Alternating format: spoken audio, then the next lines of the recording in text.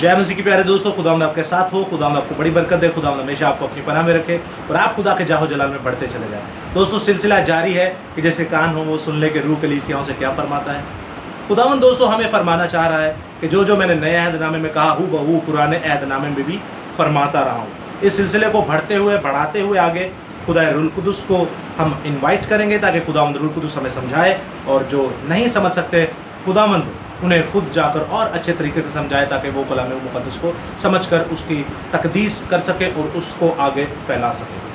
दोस्तों, रोमियो के ख़त में से आज हम देखेंगे उसका पहला बाब और उसकी 21वीं से 25वीं आयत तक। इसमें हमें एक गहरी चीज़, एक टॉपिक जो हमारा है आज का, वो है इंसेक्ट्स, यानी कि कीड़े मकोड़ों को बनाकर उनकी पूजा पाठ करना, गैर कौमों की तरह बुत परस्ती करना, कीड़े मकोड़ों को बनाकर उनकी पूजा पाठ करना। इसमें इंसानी सूरतों को बनाकर भी उसकी पूजा पाठ की गई, उसका भी जिक्र है। लेकिन दोस्तों, नए अहदनामे में, फिर उसके बाद हम पुराने अहदनामे में देखेंगे कि कहाँ जिक्र है, लेकिन मेन जो टू दी पॉइंट है वो है कीड़े मकोड़ों को बनाकर उनकी भी पूजा करना। इसलिए खुदा ने इस धरती से कीड़े मकोड़ों को भी मिटा दिया, यानी जो चीज़ सांस लेती थी खुदा ने सबको नेस्तो नाबूद कर दिया मुक़द्दस नूह के ज़माना में। इंसान ने इन्हें भी नहीं छोड़ा। तो आइए बढ़ते हैं आगे कलाम मुक़द्दस में। रोमियो की किताब उसका पहला बाब जो कि मुक़द्दस पौलुस रसूल की मार्फत लिखी गई, उसकी 21वीं से 25वीं आयत तक पढ़ेंगे। तो यहाँ पर कुछ यूँ मरकूम है, इसलिए कि अगरचा उन्होंने खुदा को जान तो लिया मगर उसकी खुदाई के लायक उसकी तमजीद और शुक्रगुजारी ना की, बल्कि बातिल ख्यालात में पड़ गए और उसके बेसमझ दिलों पर अंधेरा छा गया, और उनके बेसमझ दिलों पर अंधेरा छा गया। वो अपने आप को दाना जताकर बेवकूफ़ बन गए और गैर फ़ानी खुदा के जलाल को फ़ानी इंसान और परिंदों और चौपाहों और कीड़े मकोड़ों की सूरत में बदल डाला। और आगे लिखा है, इस वास्ते खुदा ने उनके दिलों की ख्वाहिशों के मुताबिक उन्हें नापाकी ही में छोड़ दिया कि उनके बदन आपस में बेहुरमत किए जाए, इसलिए कि उन्होंने खुदा की सच्चाई को बदल कर झूठ बना डाला और मखलूक़ात की ज़्यादा प्रस्तिश और इबादत की बानिस्बत उस खालिक के जो अब्बद तक महमूद है। आमीन। दोस्तों, हमें साफ साफ नज़र आता है कि कलाम खुदा में हमारा ज़िंदा खुदा फरमाता है कि मेरे लोग, मेरी कौम ने एक गैर फ़ानी खुदा, एक जलाली खुदा के पिक्चर को बदलकर, जलाली खुदा की तस्वीर को, जलाल को बदलकर इंसानों में, परिंदों में, चौपाहों में, कीड़े मकोड़ों में। आप देखते हैं कि कैसे, आपने एक मूवी देखी स्कॉर्पियन किंग जो काफ़ी साल पहले आई थी, हॉलीवुड की मूवी, उसमें वो बिच्छू की प्रस्तिश किया करते थे,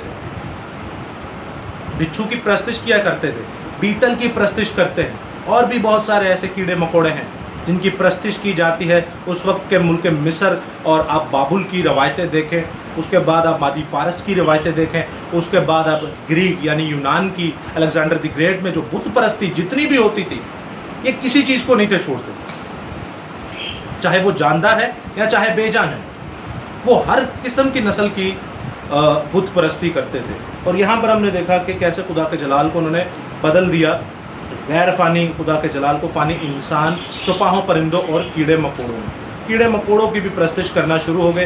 तो आइए देखते हैं कि क्या इंसान ये पहले भी हरकत करता था। जी बिल्कुल, आप मेरे साथ देख सकते हैं इज़ीकेल की किताब में, यहाँ पर खुदावंद फरमाता है कि यरूशलेम की जो बुत परस्ती है, 8वां बाब, इज़ीकेल की किताब उसका 8वां बाब, कि यरूशलेम ने ऐसी बुत परस्ती ज़ोरों शोरों से की जो खुदावंद की नज़र में बहुत ज़्यादा बदतरीन थी।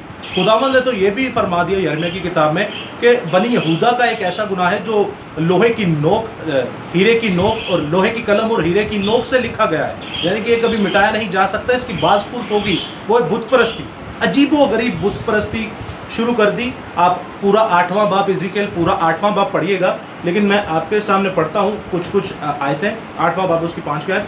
तब यहाँ पर खुदावंद यीशु अल मसीह खुदा पाक रूह कुदुस जो है वो मुक़द्दस इज़ीकेल को असीरी से उठाकर यरूशलेम की हालत दिखाते हैं, असीरी से उठाकर यरूशलेम की हैकल मुक़द्दसा की हालत दिखाते हैं कि देखो मेरे लोग क्या करते हैं, और ये कहते हैं कि वो शायद हमें नहीं देखता, वो शायद हमें भूल गया। 5वीं आयत पढ़ता हूँ, तब उसने मुझसे फरमाया कि या आदमज़ाद अपनी आंखें शुमाल की तरफ उठा और मैंने उस तरफ आंखें उठाईं और क्या देखता हूँ कि शुमाल की तरफ मज़बा के दरवाज़ा पर गैरत की हुई मूरत मदखिल में है।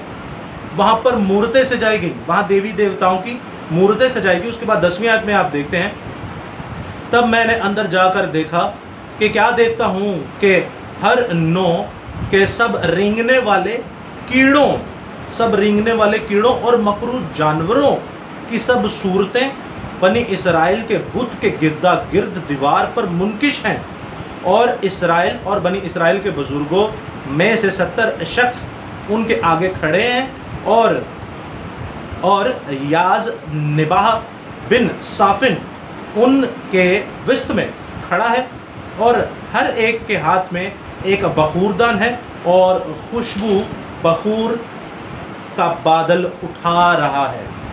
दोस्तों याद रखिएगा, यहाँ पर भी खुदावंद फरमा रहा है कि कैसे 10वीं आयत में लिखा है, तब मैंने अंदर जाकर यानी हैकल मुक़द्दसा के अंदर जाकर देखा कि क्या देखता हूँ कि हर नौ के सब रेंगने वाले कीड़ों और मकरू जानवर की सब सूरतें बनी इसराइल के बुत के गिरदा गिर्द दीवार पर मुनकिश की हैं। दीवारों पर खोद कर इन्होंने कीड़े मकोड़ों को बनाकर उनकी पूजा करना शुरू कर दी। बुत परस्ती की ऐसे इंतहा। उसके आगे आप देखते हैं कि ये समझते हैं, अगर आप 12वीं आयत की आखिरी हिस्से में देखते हैं कि खुदावंद फरमाता है कि खुदा हमको नहीं देखता कि खुदावंद ने मुल्क को छोड़ दिया है। औरतें जो हैं वो तमूस पर नोहा करती हैं। आप देख सकते हैं कि रोज़ों के जो आयाम में हम लोगों ने जो 5 पार्ट बनाए रोज़ा पर, कि कैसे रोज़ा जो है वो शैतानी रोज़े हैं जो कि पहले कदीम से चलते आ रही है। रसूमात जो हैं बाइबल के रोज़े की रसूमात नहीं, उनमें इस तामूस का भी जिक्र है, आप देख सकते हैं वहाँ पर जाकर।